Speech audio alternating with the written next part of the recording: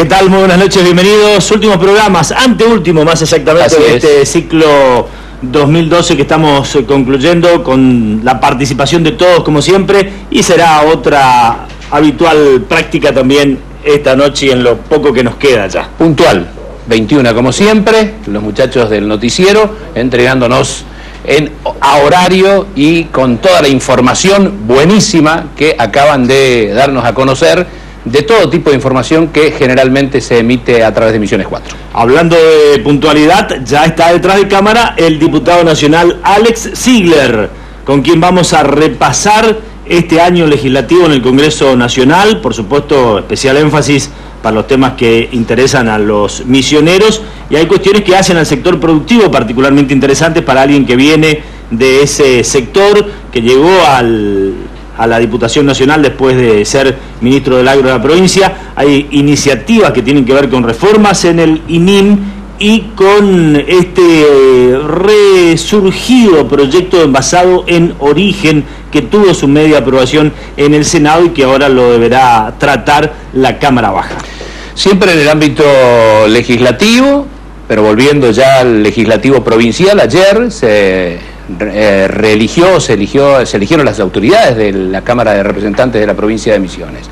Fue reelecto por sexto año consecutivo el ingeniero Carlos Eduardo Rovira. Van a acompañarnos dos legisladores provinciales en este segundo bloque, el caso de Héctor Cacho Bárbaro y también el de Luis Pastori. Dos actitudes diferentes. Cacho Bárbaro, que votó por Rovira y dijo deberían votarlo los 40 diputados.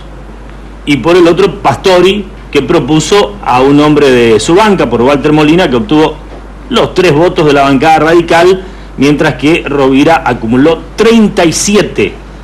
Además, muchos discursos en relación a esa conducción de la Cámara de Representantes, un Rovira que sumó a los votos de Blanca Costa, de Pablo Chirch, además de legisladores de otras bancadas como Wiplinger y Kramer, además de Aníbal Velázquez, entre otros, salvo los radicales. Así que vamos a hablar con quien dijo que a Rovira tenían que votarlo los 40 y el representante de la bancada que optó por otra opción, los únicos que optaron por otra opción.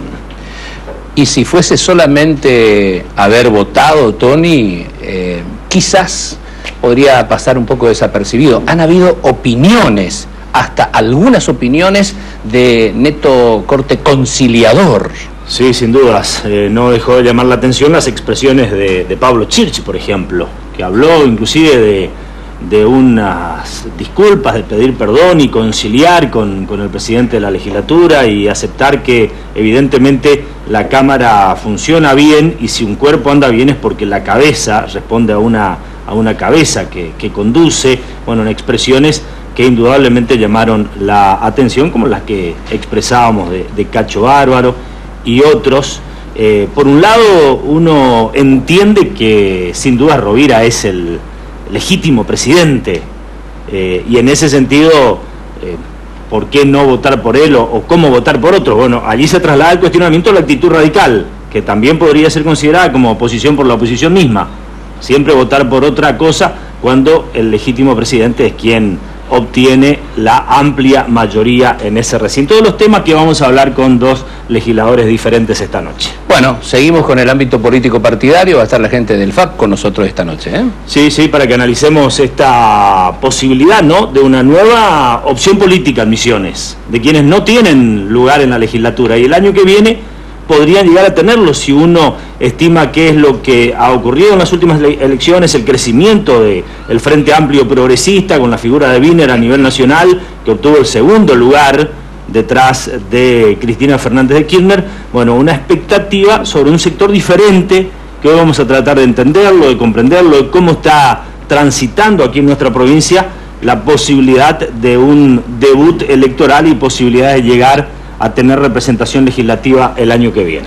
En este anteúltimo programa del año también vamos a estar tratando el tema María Obando. En realidad vamos a hablar con la periodista colega Alicia Rivas, que tuvo mucho que ver, al menos un reconocimiento por gran parte del periodismo, incluso también del trabajo que realizó Alicia de acompañamiento, no solamente Alicia, por supuesto, un grupo de personas, pero ella ha hecho un trabajo de acompañamiento y sigue haciéndolo a María Obando desde los primeros meses que estaba detenida en la cárcel de mujeres en la ciudad de Posadas. Sí, en ese sentido, actualizarnos sobre María Obando, cuál es su actual situación, sus posibilidades de reintegrarse con sus hijos y de tener una vida digna, esa que tanto le faltó hasta aquí, hasta que fue presa y pasó por la justicia, la que finalmente terminó entendiendo su inocencia.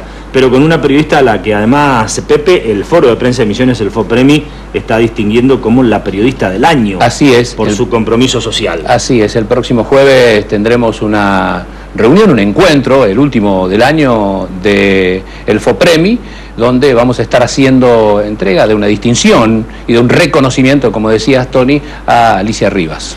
Bueno, los temas que tendremos esta noche, entonces, ya anticipados, por lo que después de la pausa venimos con el diputado nacional Alex Ziegler. Así es, ya volvemos.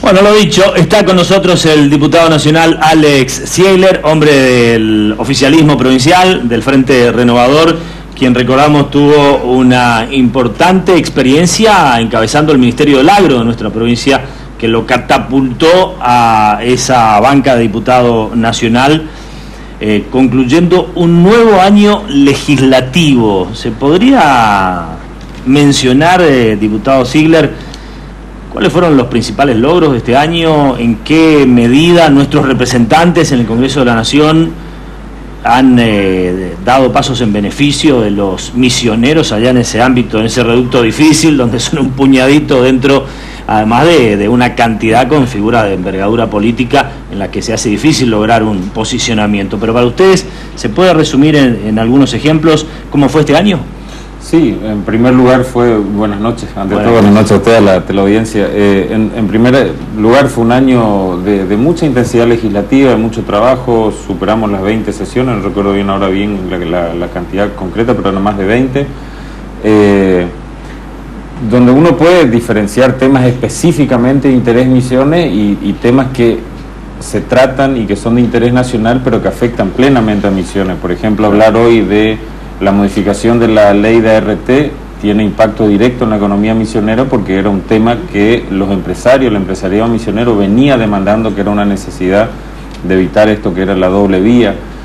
O pensar en la modificación del Estatuto del Peón Rural también es una modificación que impacta plenamente acá. Hablar del mercado abierto, de la apertura del mercado de valores como una nueva opción, como para que se mejore un poco el flujo entre que el ahorro llegue mejor a los proyectos de inversión y más en el territorio, sin pasar por los sistemas bancarios, que es lo que encarece mucho el crédito. Algo como lo que está ahora lanzando YPF, o sea, que el ahorrista pueda ir directamente a buscar mejores rentabilidades a su ahorro y la empresa puede ir buscando menores costos para financiarse. El caso de la, digamos, la regulación de la cantidad de tierras que puede adquirir un extranjero también nos pega directamente acá en Misiones, porque sabemos cómo fue el proceso de extranjerización de la tierra. Así que creo que en eso la modificación del Banco Central, que modifica también el mecanismo de otorgamiento de crédito por parte de las entidades bancarias, obligándolos a determinados volúmenes de sus depósitos, obligatoriamente a una tasa baja, incorporarlos a los sistemas productivos, los obliga y los castiga en el caso que no lo cumplan. Este fin de año sabremos quiénes han cumplido y quiénes no. Así que creo que esos son una cantidad de grandes proyectos, yo diría de una dimensión tremenda, que tiene mucho peso institucional y que también sirve mucho a la Argentina. Por ahí yo creo que hoy todavía no lo podemos dimensionar del todo, sobre todo el tema mercado de capitales y tal vez ART, porque todavía estamos o el tema de extranjerización de la tierra, pero evidentemente era necesario poner estas leyes en discusión. Y después las propiamente dichas, y que muchas de ellas son de autoría nuestra, digamos. Yo cuando hablo voy a hablar en plural porque entiendo que por lo menos en el bloque estamos trabajando, el bloque de la renovación, muy mancomunadamente, tanto en diputados como en senadores, donde hay leyes que por ahí, como se habla en la jerga legislativa, empuja, qué sé yo, Sandra o Cabral Larrechea en el Senado y tienen media sanción, entonces nos dicen, mira, esta y esta y esta son de interés. El Plan Nacional de Manejo del Fuego, no había una ley, esta la digo porque fue últimamente aprobada, fue una de las últimas, la retomó Sandra porque había perdido estado parlamentario, que le había presentado Torres, perdió estado parlamentario, se volvió a presentar, se discutió en todas las comisiones, pasó a diputado y nosotros la acompañamos. ¿Por qué? Porque entendemos que Misiones y Corrientes en particular tienen un patrimonio forestal que el Estado subsidia en gran medida y que no puede ser que esté expuesto a que cualquier situación... Es una mayor protección. Entonces nosotros entendemos que esta ley le da más autonomía a la Secretaría de Ambiente como para trabajar el plan de manejo de fuego. ¿En qué consistiría eso?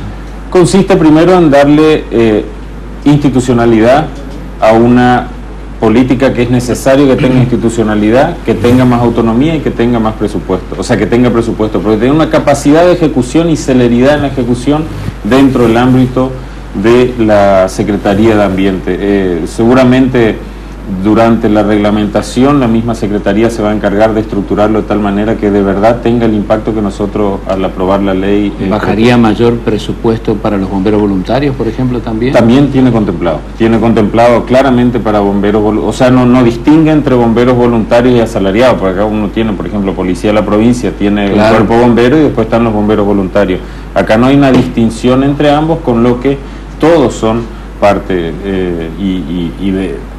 está por demás decir que Misiones en particular, una de las provincias que tiene el más importante grupo de bomberos voluntarios y con una preparación envidiada por muchas provincias, digamos, por la capacitación que tienen. No, y te pregunto por eso, porque justamente en estos días los bomberos voluntarios de Monte Carlo están lanzando una campaña para que con la boleta de energía eléctrica que se pague se incremente un poco más de lo que ya se venía pagando, ¿no? Porque la verdad cuesta mucho mantener y sostener un cuerpo activo como el que tiene Monte Carlo, cuesta muchísimo. Sí, nosotros entendemos que con esta ley nosotros como mínimo abrimos una puerta como para decir, bueno, esto comienza a ordenarse un poco mejor y facilitar el proceso de administración del plan de manejo de lucha contra el fuego, digamos. Y después, bueno, las leyes que eran por ahí las más difundidas, se terminó la media sanción de Senado que nunca habíamos logrado de la moneda con la imagen de catarata, eso hoy ya es ley, o sea que en algún momento vamos a tener seguramente una moneda en circulación, que por ahí la gente va a decir, bueno, pues no me cambia la vida, sí, pero es emblemático y me parece que también tiene que ver con que nosotros el estima de los misioneros lo levantamos un poco a través de este tipo de cuestiones. Lo otro es lo vinculado al Instituto Nacional de la Yerba Mate, una serie de modificaciones propuestas para mejorar su funcionalidad. Sí.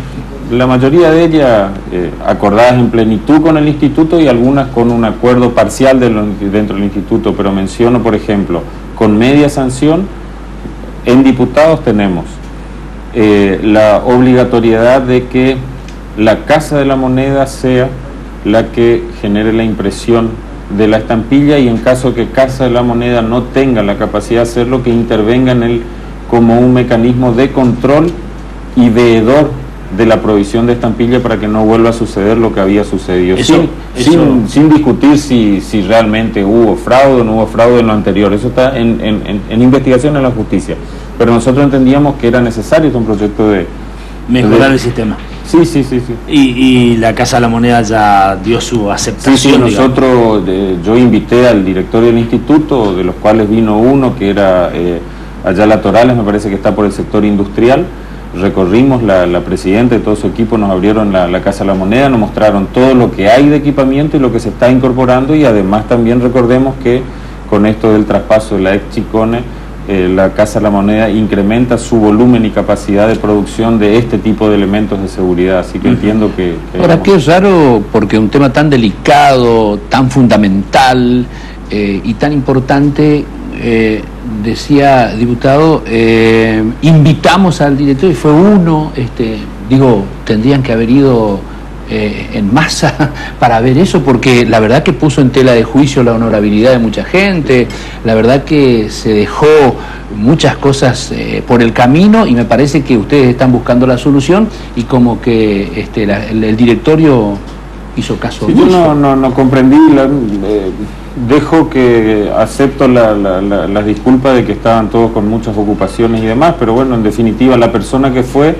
salió, dicho por él, ¿no? Gratamente impactado, bien impactado por el nivel de seguridad, por la cantidad de inversiones. Pensemos que ahí se están, cuando uno mira donde se hacen los presupuestos, donde se hacen los pasaportes nuevos, que inclusive van a contener el chip para los datos biométricos de las personas. Nosotros vimos esa línea de producción, son inversiones tremendas, de altísima modernidad, que hoy están ya puestas en funcionamiento dentro de la Casa de la Moneda, y esto adiciona cada día más inversiones en el sentido de mejorar cualquier tipo de impresiones de elementos de seguridad. Así que ahí creo que podemos ganar. Este es un proyecto de Marilú, lo quiero reconocer, ella acompañado por, insisto siempre, o sea, uno tiene la idea y todos acompañamos. Después tenés el de reforma del INIM para que ya el precio no pueda surgir o no deba surgir obligatoriamente por el voto unánime de todos sus integrantes. ¿Eso también ya tiene media sanción? Sí, también tiene media sanción en diputados, eso está aprobado y ya fue a Senado. Supongo yo que dentro de marzo, por lo menos lo que habíamos hablado con Sandra, que ella lo quería apurar para ver si con el precio de marzo ya podemos tener esta nueva lógica, que la sintetizo lo más rápido posible. Nosotros hasta hoy teníamos unanimidad o laudo, eran las dos instancias en las cuales se definía el precio. Unanimidad era que todos estén de acuerdo y se definía un precio, y laudo era que acá no había acuerdo y se iba al Ministerio de Agricultura de la Nación. Lo que se repetía muchas veces. Lo que se repitió muchísimo, más veces eso que lo otro.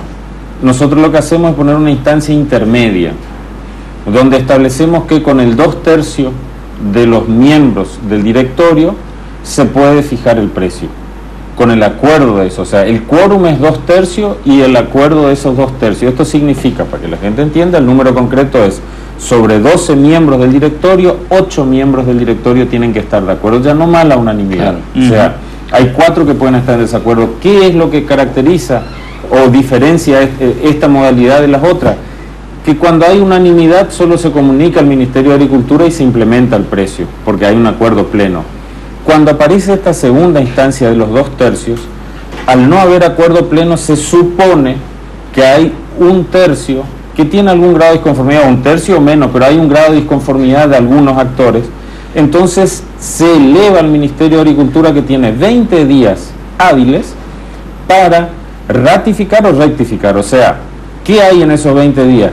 Tiempo para que los que no estuvieron conformes tengan una etapa de defensa en el ámbito administrativo para decir, por esta y por esta razón nosotros no acompañamos el precio que salió del directorio. Y ahí sí el Ministerio de Agricultura tiene la facultad de determinar, decir, sí, corregimos el valor que ustedes fijaron en este torno. Lo que con nosotros hacemos con esto, creo que le damos celeridad y certeza. Primero, son 20 días hábiles. Si no se expide el Ministerio de Agricultura, queda firme lo que decidió el Instituto por 2/3. Y si se expide y corrige, lo hará en menos de 20 días. Entonces no vamos a tener estas prolongadas discusiones. Creo que hoy todavía no está el laudo de la Yerba Canchada, por lo menos no me enteré que haya estado, y que debería haber estado ya por septiembre. O sea, entonces creo que acá nos ponemos un poquitito más certeros, o sea, tenemos certeza de los valores, y con más rapidez también vamos a tener la certeza. Perfecciona, digamos, se corrige en algo el sistema. Ahora, mencioné un par de veces esto de que usted, antes de llegar a la Diputación Nacional, fue ministro del Agro, precisamente porque ese lugar de banca nacional pareció ser consecuencia de la buena gestión al frente del Ministerio y por la experiencia que obviamente tiene en el sector. ¿Cómo ve, después de haber dejado ya hace algunos años el Ministerio del Agro y desde Buenos Aires, la situación yerbatera? Porque pareció que, bueno, todo aquel esfuerzo, las movilizaciones, el estado de crisis que desembocó en movilizaciones y finalmente la ley yerbatera e INIM, de alguna manera empezó a permitir superación de ciertas dificultades, pero parecía que todavía quedaron algunas limitaciones, que no se terminó de conseguir mercado consignatario. Me acuerdo en su tiempo la iniciativa de la trazabilidad yerbatera. Hay algunas cuestiones todavía pendientes que se deberían llevar adelante. tratando de evitar que vuelva algún periodo de crisis al sector? Absolutamente, en el sentido que vos lo decís. Primero, que hay cosas que están pendientes, para decir, mercado consignatario, que fue una gran demanda del sector productivo. Recuerdo que en el 2007, cuando el primer tramo fue con el ingeniero Rovira, ser ministro con el ingeniero Rovira, y después, del 2007 en adelante, lo primero que aparece en escena es la necesidad del mercado consignatario. Tanto el gobernador Clos como yo suscribimos una carta pidiéndole a los diputados que traten el proyecto de ley, y recuerdo bien, el dueño era una de las que andaba, fue y consiguió que se sancione, median diputados y median senadores. Es ley, eso está a pedido del Ministerio de Agricultura en el ámbito del Instituto Nacional de la Yerba Mate, para que discutan cómo reglamentar e implementar eso. Yo creo que no, y acá ya no hay responsabilidad en el ámbito político, acá la responsabilidad es en el mismo ámbito del sector productivo, a que sus representantes tomen, desempolven esa carpeta y empiecen. ¿Por qué? Porque este es el mejor tiempo para discutir un mercado consignatario, es el mejor tiempo para consignar mercadería, porque falta, porque cuando sobra vos consignás una parte y siempre hay un excedente que anda circulando por ahí en negro, si se quiere llamar de una manera, o por fuera de la legalidad de un mercado consignatario. Así que entiendo que este es el tiempo para trabajar eso, cuando hay restricción. Creo que también claramente es el tiempo para trabajar, y es un complemento, como dije siempre, el tema de la trazabilidad es un perfecto complemento tecnológico de lo que significa el mercado consignatario, o al revés, si querés verlo, a la trazabilidad era absolutamente necesario tener un concepto de mercado consignatario para establecer los mecanismos de prefinanciamiento de cosecha en favor de los pequeños productores, para que no sean abusados con precios a partir de los que tienen algún poder de compra. Creo que esas cuestiones... ¿Por qué se demoran? Y ahora porque creo que estamos en una etapa, y yo no me olvido de marzo, nosotros en marzo, y de vuelta reitero, fuimos con la senadora, nos sentamos con el ministro y dimos pelea porque el precio sea 1.70. Creo que con Pepe habíamos hablado en su momento con Montecarlo, que estaban toda la gente protestando. Bueno, se logró ese avance. Este agosto ya prácticamente ni se discutió y fue como por un tubo el 2.10. Yo creo que estas cuestiones hacen que hoy hay un mejor precio, pero convengamos que ha habido casi un 30% menos de producción real, más allá que el stock en el instituto aparezca un poco incrementado, pero en real hubo menos. Y esto va a generar lo siguiente: este es un año con lluvia, o sea, automáticamente ese 30% probablemente por naturaleza y cantidad de plantas va a estar repuesto, y además de eso los productores están pulverizando bien, trabajando los yerbales, lo que va a hacer que va a haber un incremento de rendimiento entre el 10, el 15 o el 20% más. O sea, vos vas a recuperar un importante merma que hubo el año pasado, lo vamos a tener en incremento durante la zafra 2013. Entonces, ¿qué creo? En el sentido que vos decías, es el momento de sentarse a discutir la crisis que puede venir, no quiero decir que va a venir, pero la crisis que puede venir hay que discutirla ahora, porque si no, en el medio de la crisis, de vuelta, prendido fuego, nosotros discutimos a ver cómo apagamos el fuego, para que no agarrarlo antes y que no se prenda fuego. Otro de los temas que también hizo referencia y que se trataron en la legislatura nacional es con respecto a la regulación de tierras. En el norte sabrá que hay alguna preocupación sobre ese tema, Alto Paraná, agrupaciones que están reclamando tierras también. Digamos, ¿qué contempla y qué a esa gente que nos puede estar observando en este momento, qué se le puede decir con respecto a este proyecto, a esta ley que se está tratando ya en la legislatura? Este proyecto lamentablemente no tiene cláusula de desinversión como la ley de medios.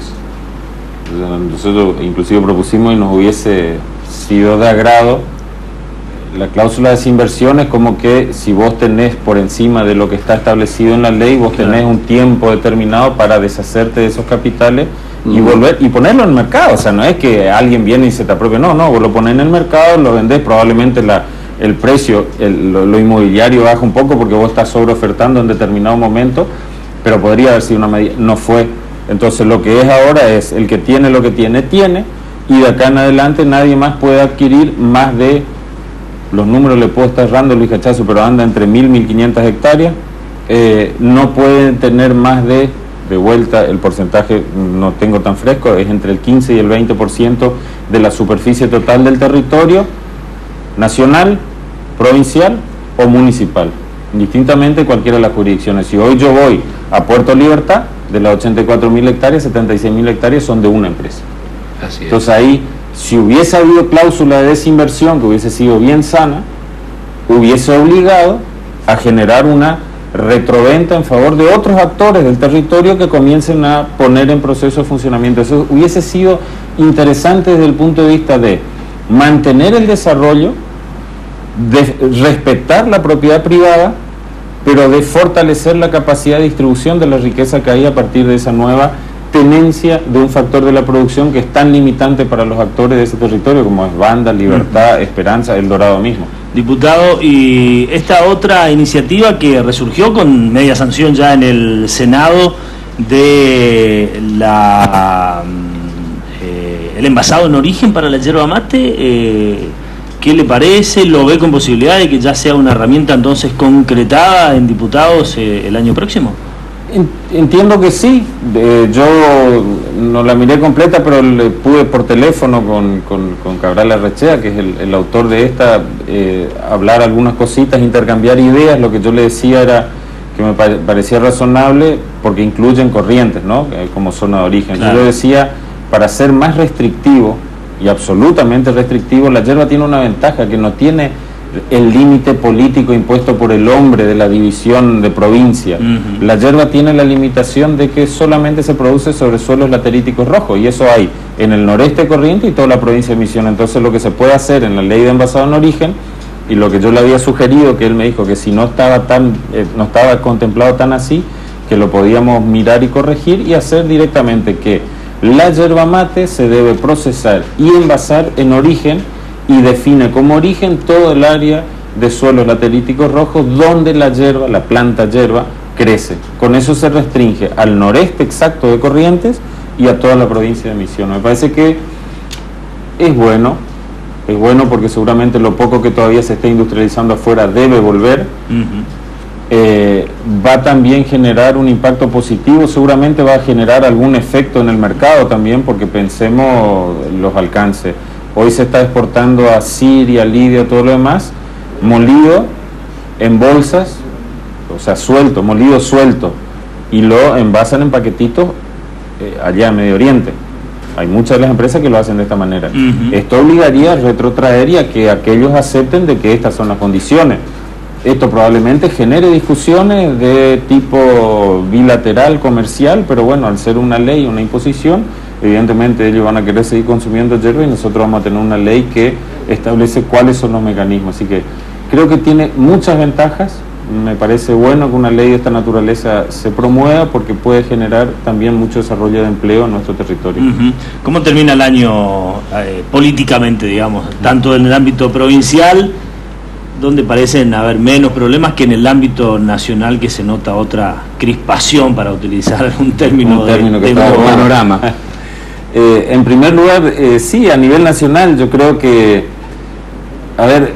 digo la sensación que uno tiene adentro de un espacio institucional como la Cámara de Diputados, que es político por naturaleza, porque ahí todos los sectores hablan, opinan, critican, digamos, pero es como que hay una animosidad muy fuerte en provocar y promover instancias de enfrentamiento y demás.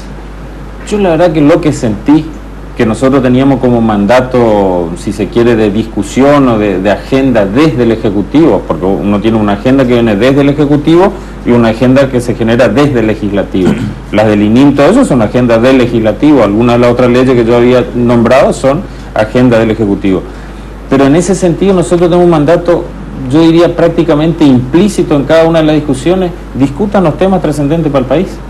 Las cuestiones políticas no es tiempo de discutir.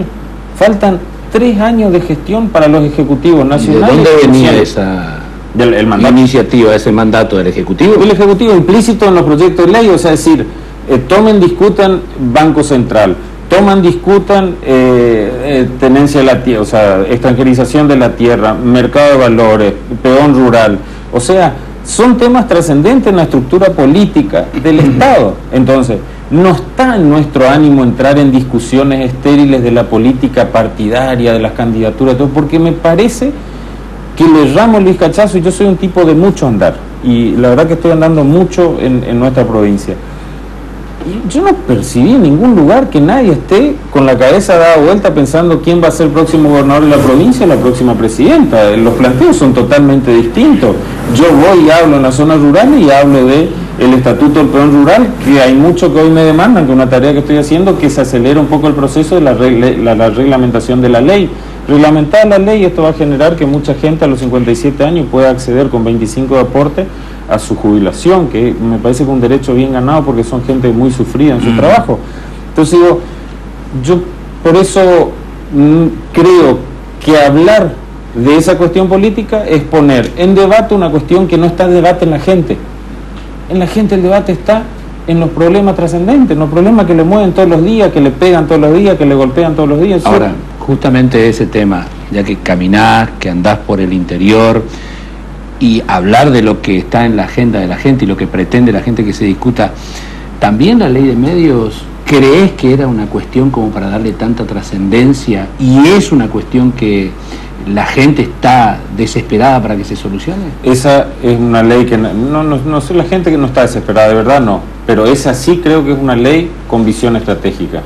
No puede el poder económico manejando un multimedio de altísimo poder ser quien determine, dicho por ellos, no por mí, dicho por ellos, determine quiénes son las autoridades que siguen o caducan. Yo creo que por el bien de la democracia, y déjame, yo hasta, podemos debatirlo todo el tiempo, tengo una posición muy clara, para mí esto es en favor de la democracia y del futuro de todas las generaciones que vengan, que se pueda discutir con mucha amplitud todos los temas, cosa que hoy sabemos que es difícil, y no lo estamos hablando solamente, y por eso digo, estos son temas, yo te diría, de perspectiva, o sea, es mirar para adelante con una visión estratégica distinta de lo que significan los procesos democráticos y cómo atentan contra esos procesos democráticos determinados poderes muy concentrados económicos y en este caso que manejan medios de comunicación. Fíjate España, fíjate Estados Unidos, fíjate Brasil, todos están discutiendo. La ONU, eso no tuvo trascendencia, pero la ONU saca, no sé cuál de todas las ramificaciones de la ONU saca yo diría una resolución, una nota manifestando su agrado y el vanguardismo que tiene la ley de medios de la Argentina, garantizando los procesos de desarrollo democrático. Me parece que no nos quedemos atrapados, yo creo que nos estamos quedando todos atrapados, o yo por lo menos estoy tratando de salir, de una discusión que se dio al trasfondo judicial, que hay que darlo, pero en bien de la democracia, de verdad digo, en bien de la democracia, porque probablemente las dictaduras militares no vengan, pero a mí me cuesta mucho aceptar lo que uno escucha hoy día, dicho por los mismos radicales, dicho por el mismo multimedio, lo que le hicieron a Alfonsín en un momento dado. Se sentaron con el que venía y le dijeron, usted ya una molestia, y era un presidente institucional de los argentinos que se tuvo que ir 6 meses antes porque se lo habían propuesto desde un multimedio. Entonces yo creo que ese tipo de cosas son las que nosotros, si yo no acepto las dictaduras militares, tampoco quiero aceptar dictadura de ninguna naturaleza. A mí me parece que el poder, ni tampoco que venga del gobierno, digamos, porque al gobierno es re sencillo, al gobierno cada 2 años le eligen las autoridades legislativas, cada 4 le eligen está las bien, eso es ejecutivas. una cosa, el tema de la elección, de elegir, ahora, de que gane elecciones un gobierno no le da atribuciones a hacer lo que quiera en materia de comunicación. Digo, porque por ejemplo, vos hablabas recién de los países de Europa, ¿no? De lo que son los medios de comunicación estatales. También hay una diferencia abismal lo que son los medios estatales de aquellos países que son mucho más plurales, que dan mucho más espacio a la gente de lo que ocurre acá. Acá en el medio estatal no entra la oposición, no entra el disenso. Esa es la cuestión que también habrá que discutirlo. Es probable, pero así también hemos visto cambios, pero así, sustanciales de gobiernos que caen de golpe. O sea, tenés la ventaja siempre, que si se hacen muy mal las cosas, el pueblo elige.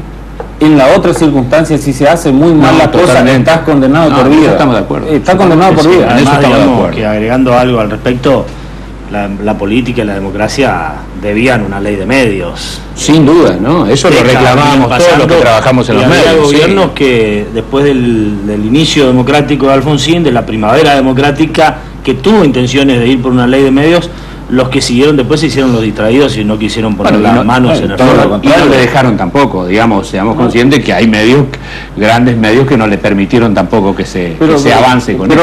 A ver, insisto con tu origen de pregunta. No es un tema que esté instalado en la sociedad para su discusión, sí, seguro, pero es un tema que desde la política y desde las instituciones de la política, sea el Poder Ejecutivo, el Legislativo y el Judicial, debemos discutir, y a los que pensamos, como yo estoy pensando y como pensamos mucho, debemos garantizarle a la democracia de que la elección y la permanencia en los cargos electivos sean impuestos por la gente, no por ningún tipo de poderes sectoriales. Vamos a sumar algo de nuestros televidentes. Blanca. Sí, ¿qué tal? Muy buenas noches. Un televidente nos está pidiendo que los diputados presentes en el programa comiencen a ocuparse un poco de la justicia, porque nos plantean que es muy lenta, sobre todo en Oberá, todo lo referente a la justicia laboral. Cuando era ministro, en una reunión nos había asegurado de que el centro de transacción Yerbatero era inminente, que saldría en 15-20 días, a más de 2 años, no se puso en funcionamiento. Lo mismo ocurrió con el mercado consignatario, y también nos plantean que deberían ocuparse más de casos como el de Obando antes del turismo o de otros temas que no son tan prioritarios. ¿Algo para decir? Sí, bueno, con el mercado consignatario creo que yo lo respondí. Transacción estaba listo para salir a la calle, bueno, pero son decisiones. Yo en ese momento tuve que dejar el ministerio, son decisiones. Yo de verdad sigo sosteniendo con plenitud que es un mecanismo, yo como definición sostengo que es la herramienta tecnológica más idónea para mejorar la distribución de la riqueza, porque establece una clara... un claro seguimiento en cada uno de los eslabones con la bancarización para establecer claramente lo que a cada uno se le paga y lo que le corresponde, y sobre todo en una provincia donde establecemos precios para el té, para la yerba, para el tabaco, digamos, en esos ámbitos había que discutirlo. Y bueno, sí, será que cada uno tiene prioridades. Yo no soy una persona que trato de poner en sucesivo las cosas, sino me parece que habrá que trabajar. Lo de la señora está Obando me parece muy importante atenderlo, y mucho, y sobre todo para que no suceda más, que no haya más María Obando, digamos, y sí reconocer que en nuestro ámbito provincial aún hay cuestiones de pobreza estructurales que debemos seguir trabajando para corregir. O sea, costando resolver a pesar de un tiempo económico. Porque son estructurales, porque vos resolvés cuestiones de empleo, y los primeros que te entran al sistema de búsqueda de empleo son los que están habituados a ver en su casa la cultura del trabajo, y son los primeros que te salen. Y después tenés otras que se estima entre un 4% más o menos de familias que tienen la pobreza como estructural, o sea que ya son más de 2 generaciones, creo que la definición, más de 2 generaciones conviviendo en situación de desempleo y pobreza.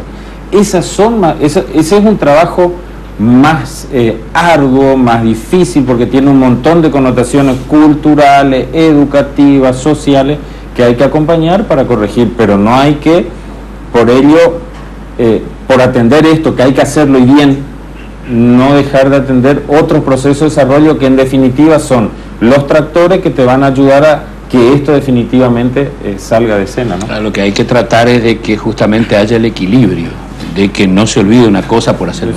¿Entraban algo más de los mensajes de televidentes rapidito sobre el final? Nos plantean que no habló el diputado de la Ley de Medios cuando se cerró Canal 4. Después, la verdad es que este diputado es uno de los que más trabaja, y lo conozco mucho por su trabajo en El Dorado. Con respecto a Canal 4, nos plantean que justamente no dijo nada cuando cerraron organismos del poder, justamente este canal. Y también le preguntan si sabe quiénes en las provincias están concentrando la mayor cantidad de medios o los medios más importantes. De verdad desconozco, sé que nosotros tenemos un medio estatal, sé que afortunadamente tenemos muchos medios cooperativos en el interior de la provincia que la hacen mucho bien. Ahí tenés un caso. Pero Misiones no tiene estos problemas de concentración. Hoy por hoy creo que no, pero lo que yo entiendo, y creo que Pepe, vos alguna vez trabajaste o trabajás en un medio cooperativo, no pudieron, hasta antes de esta ley de medios, fíjense el poder, no podían tener su propia licencia. Claro. Sí. Ahora tenían una prestataria, o sea, yo me acuerdo, Don Diesel era el que sacó a su nombre y le prestó a la cooperativa. La Celo Noguera tuvo esa iniciativa y el monopolio se la impidió otra vez. Por eso digo, esa es un poco el debate. Y a ver, yo voy a ser claro y voy a contestar por mí, por Alex Ziegler. Yo no concibo, no soy primero, y no concibo y no me gusta, a pesar de que uno pueda llegar a ver la injusticia del exceso del poder público por el ejercicio del poder público. O sea, cuando vos tenés el poder público, excederte y abusar en ello. Para mí no es un método, y yo estoy en política para corregir cosas y no para continuarlas. Y si evidentemente hay cosas que aún suceden, yo por lo menos quiero militar para que un día no suceda. ¿Termina su mandato el año que viene? El año que viene termina el mandato. ¿Y está pensando en el 2013 y cómo sigue en la vida política?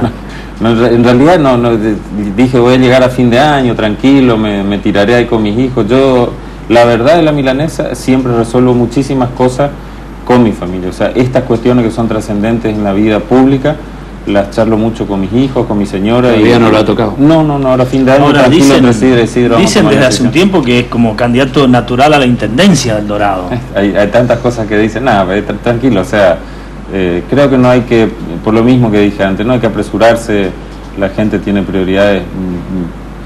Y una cosa, el otro día pensando, inclusive debatiéndolo en el ámbito mismo mío de mi familia, yo decía, yo siempre me puse por delante mirar cuáles son las cosas que se necesitan trabajar para que mejore la calidad de vida de la gente. Falta mucho por mejorar. Entonces, ¿cuáles son? Si yo empezaría a trabajar pensando cuál es mi ambición y a dónde yo quiero llegar, yo cambiaría las estrategias y pondría como objetivo mi interés personal y no el interés colectivo. Y de verdad, mi forma de ser no es esa. Entonces, yo no estoy por cambiar, voy a seguir haciendo este trabajo. Y como consecuencia de hacer muy bien ese trabajo de lo que le sirva a la gente, uno después tiene los resultados políticos, electorales, personales. Eso es consecuencia, pero si es causa, estamos complicados.